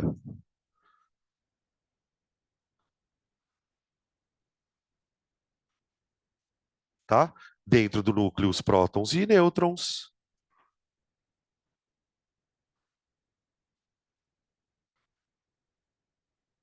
e na eletrosfera, os elétrons, tá? Essa descoberta, ela teve uma série de consequências. A primeira das consequências tem a ver justamente com o modelo de Dalton. Até esse momento, pessoal, nós estamos falando aí já do século XX, tá? Não se sabia exatamente qual era a diferença entre os átomos. Não se sabia o que diferenciava o hidrogênio do carbono, o urânio do sódio. Não se sabia. A explicação que até então funcionava é que os átomos tinham só massas diferentes, e ponto. A partir da percepção de que o átomo é formado por partículas, os químicos conseguem descobrir o que de fato caracteriza cada elemento. O que diferencia um hidrogênio de um sódio, de um enxofre? É justamente a quantidade das partículas. Então, uma conclusão importante a partir daqui, conclusão importante.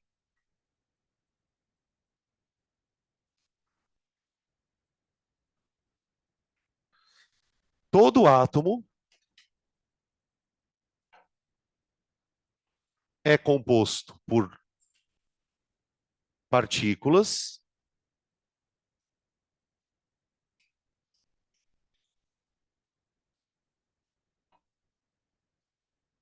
positivas, negativas e neutras.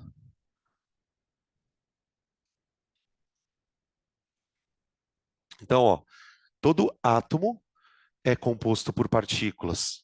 Opa, peraí, deixa eu voltar com a câmera. Só um pouquinho mais. Isso. Aqui, ó.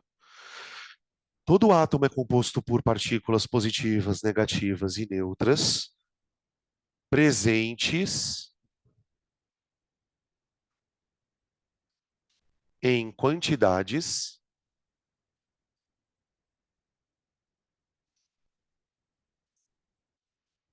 diferentes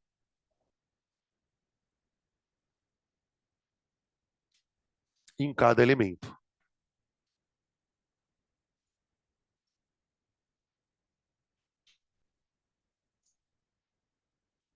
Aqui. Beleza? Ou seja, se a gente for fazer uma. Como é que eu posso dizer? Um raciocínio um pouco filosófico.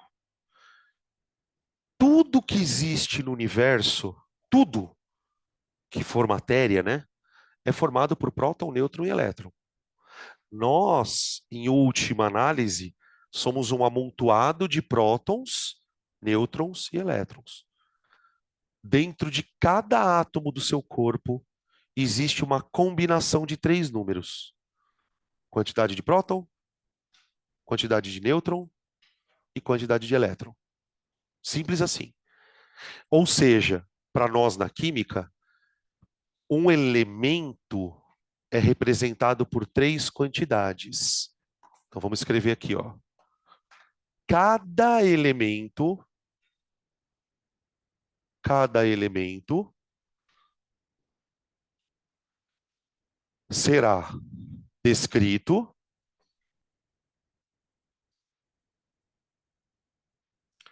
por um símbolo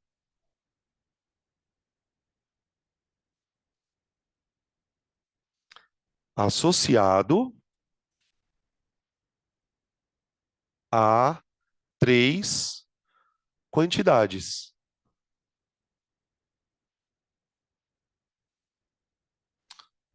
Ou três valores, como preferir, que são prótons, nêutrons e elétrons.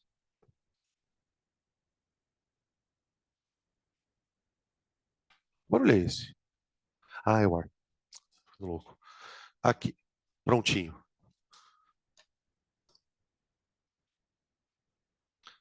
Então, para a gente descrever um átomo, é dizer quantos prótons ele tem, quantos nêutrons ele tem e quantos elétrons ele tem.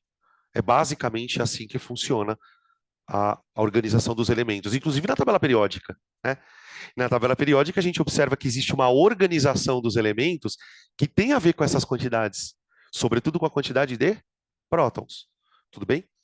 Só para a gente já ir encerrando, porque a gente já está chegando próximo do meio-dia e meia, vamos pegar um exemplo já para a gente deixar montado para a sequência da aula.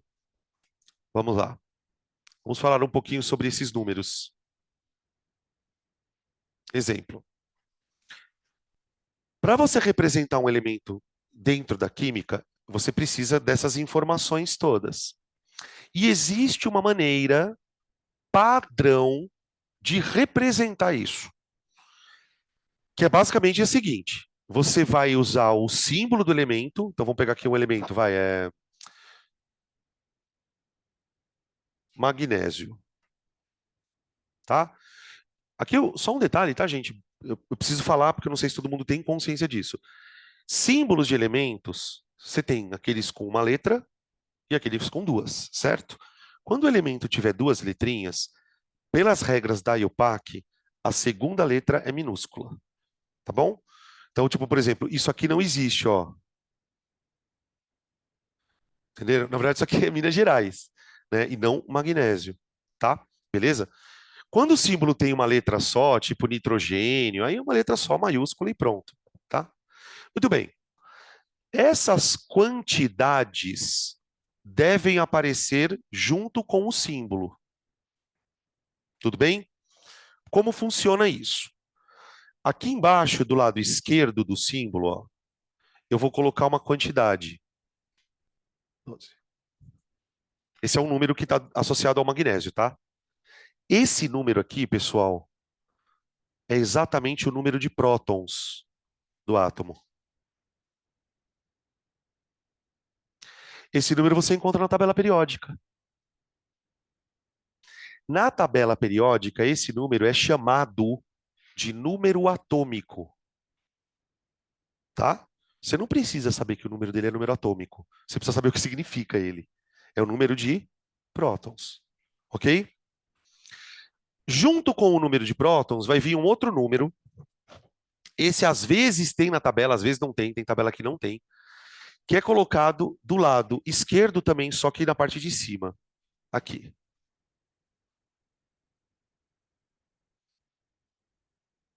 Cada número tem o seu, tá?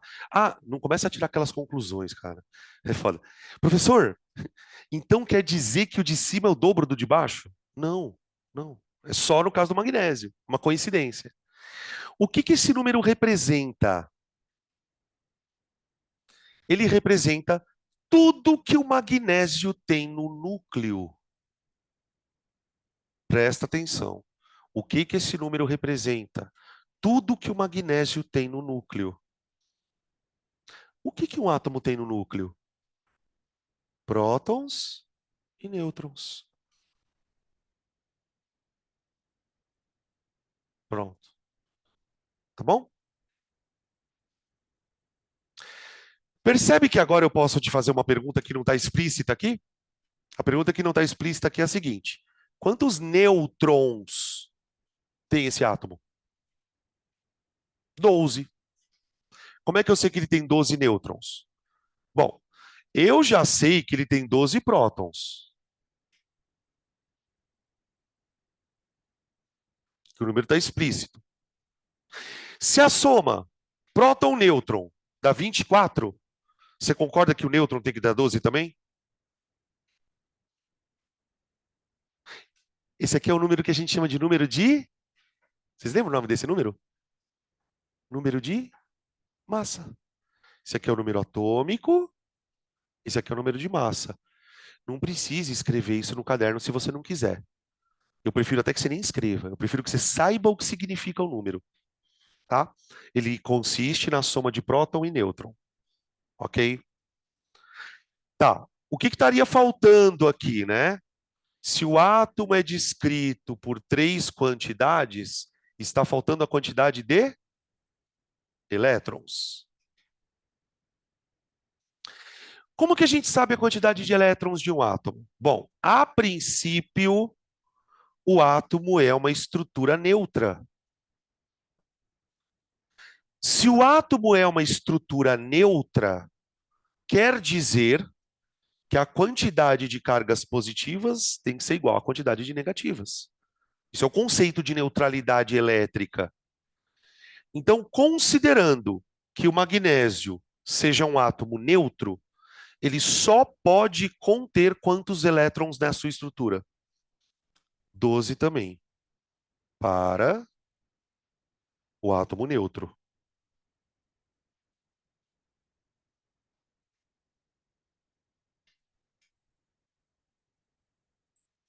Tudo bem? Para o átomo neutro. Gente, nem sempre um átomo é neutro. Nem sempre um átomo é neutro. Ok? Quando o átomo for neutro, você sabe que o número de prótons e elétrons é igual. Tá? Acabou. Agora, e se um átomo não for neutro, hein? Bom, aí tem várias coisas. Primeira, se o átomo não for neutro, eu não posso mais chamar de átomo. Eu vou chamar de íon. E aí a coisa complica um pouquinho. Por quê? Porque pode acontecer, sim, de um átomo ter mais elétron do que próton. Pode. Pode acontecer do átomo ter mais próton do que elétron.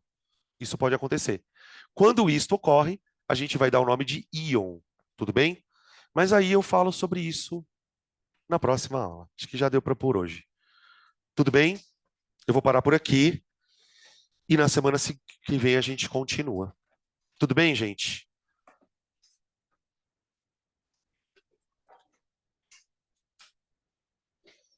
Só um minutinho.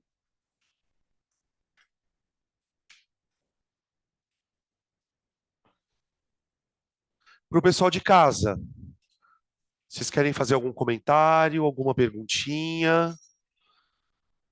Não? Então passar bem. Então passar bem para vocês. Agora à tarde eu vou ficar por aqui, tá bom, gente? Quem quiser conversar sobre rotina de estudos, estaremos por aqui. Hã? 2h30. Agora eu vou almoçar. 2h30 eu tô aí.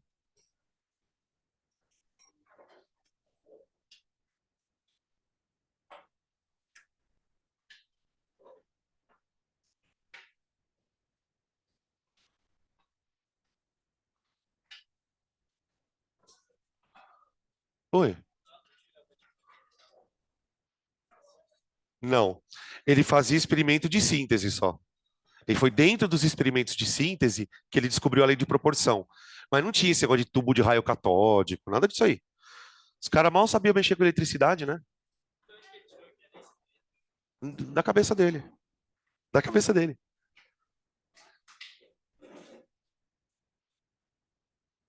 Você tá ligado que tem uma teoria na física? Peraí, deixa eu só desfechar aqui.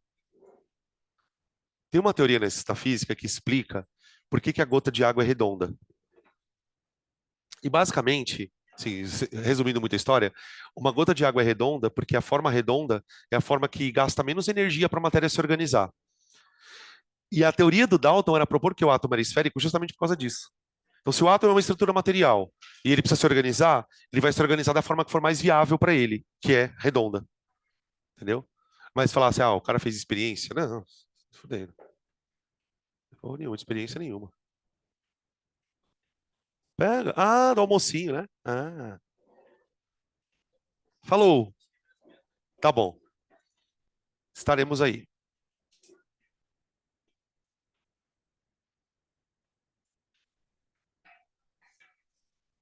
Ô, gente, vocês assinaram a lista? Vê lá, hein?